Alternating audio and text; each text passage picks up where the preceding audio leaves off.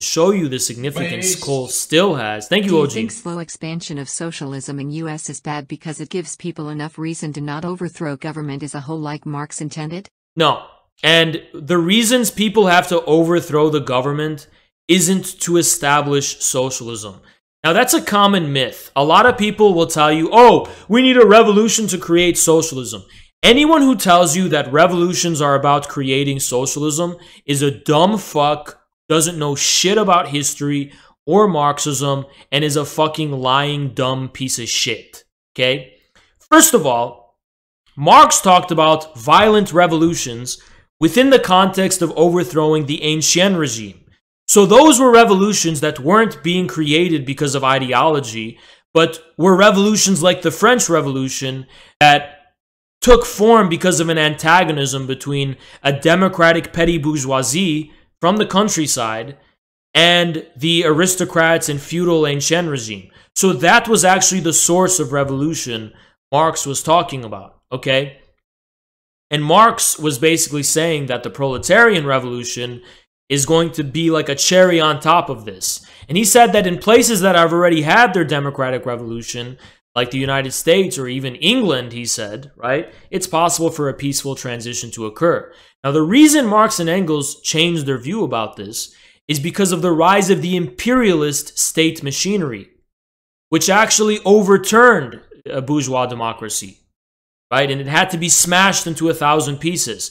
Marx writes about this in his writings on the Civil War in France, and also in his writings about the Paris Commune more generally, right? And that isn't because, again, it's not because of ideology, it's because a contradiction is forming between the vast state bureaucratic machinery and this imperialist state machinery, and again, the proverbial peasant in the countryside, in Marx's case, the French peasant, who's being indebted to banks, and who's having all of their economic life being sucked out of them, again, through rentier capitalist, feudal-like monopolists, right? So the reasons violent revolutions happen, according to Marxism, is not because the proletarian dictatorship should be established. It's not because of some fucking ideological vision. It's not because of socialism. It's not because of any of those fucking things. Violent revolution is it's a sociological phenomena. It's what we call today populism. It's literally the same thing. It's a sociological phenomena where the majority of people materially enter into contradiction with the establishment, just as a general law of social revolution, right? And the whole point of ideology is to guide that, not to create it.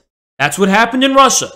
The contradiction between the peasants in Russia and the czar and the nobility wasn't because of ideology. It was because there was a genuine material contradiction there, which the Bolsheviks only led. That's why they said peace, land, and bread, and not socialism. They didn't say any of that shit. They said peace, land, and bread because they were leading that revolution. Okay? So, yeah, I know that's a lot of time taken up for one super chat, but it's something I just need to always stress time and time again, that it's just such a common myth people arrive at, that revolutions are because of, whatever.